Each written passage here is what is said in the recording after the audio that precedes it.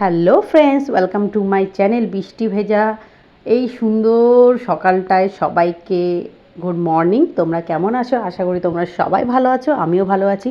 তো দেখো, আবার একটা নতুন ব্লগ নিয়ে অনেক দিন পরেই তোমাদের সাথে দেখা করতে চলে এসেছি।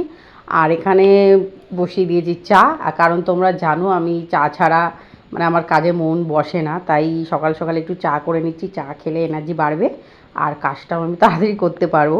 তো সকালের টিফিনটাই আমার মনে হচ্ছে চা। আর তোমরা কে কেমন চা আমার মতন ভালোবাসো তো তোমরা একটু কমেন্ট বক্সে বলো। আর এখানে করে নিচ্ছি ডিম সিদ্ধ আমার মেয়ের জন্য, আর এখানে পাউরুটিটা শিখে নিলাম। তো সকালের টিফিনটা দেখো, কলা, আপেল আর এখানে আছে সিমুই করেছিলাম, চা আর রুটি, এটা দিয়ে আমি ব্রেকফাস্টটা আজকে আমরা দুজন মিলে মা মেয়ে সেরে নিলাম। আর এখানে দুটো ইলিশ মাছ নিয়ে এসেছিলো, তো ভাবলাম কি কেটে ধুয়ে গুছিয়ে রেখে দিই ফ্রিজে, কারণ ইলিশ মাছটা আজকে করব না, আজকে করলাম হচ্ছে বিরিয়ানি। তো ইলিশ মাছটা না কাটলে যেদিনকে রান্না করব প্রবলেম হবে, এই জন্য কেটে ধুয়ে গুছিয়ে রেখে দিলাম।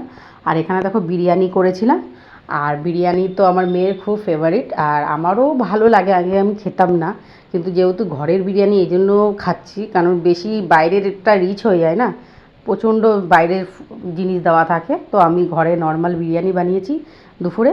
তো আজকে আমি, আমার মেয়ে, হাজব্যান্ড আমরা তিনজন মিলে জমিয়ে বিরিয়ানি দিয়ে দুপুরে লাঞ্চটা সারলাম। তো তোমরা কে কেমন বিরিয়ানি খেতে পছন্দ করো অবশ্যই কিন্তু কমেন্ট বক্সে বলো। আমার ব্লগটা কেমন লাগলো অবশ্যই কমেন্ট বক্সে বলো।